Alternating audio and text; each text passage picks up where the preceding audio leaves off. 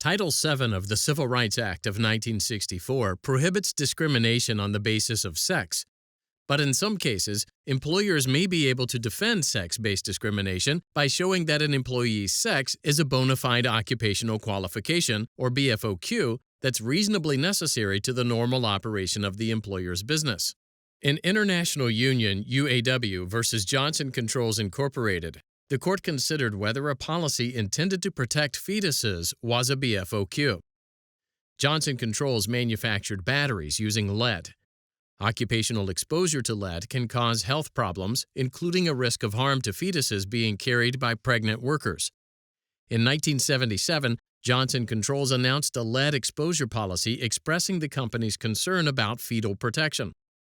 The policy didn't explicitly exclude fertile female employees from working in jobs in which they'd be exposed to lead, but it did say that women who expected to have children shouldn't choose those jobs.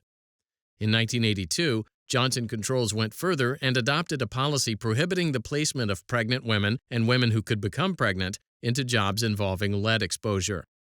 Female employees were exempt from the policy only if they provided medical documentation of their inability to bear children. In 1984, a group of Johnson Controls employees from the United Auto Workers Union brought a class action lawsuit against the company in Wisconsin federal court, alleging that the fetal protection policy constituted sex discrimination in violation of Title VII. The district court granted summary judgment for Johnson Controls.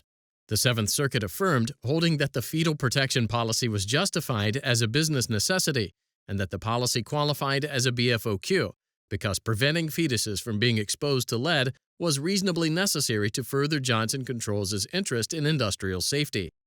The United States Supreme Court granted cert.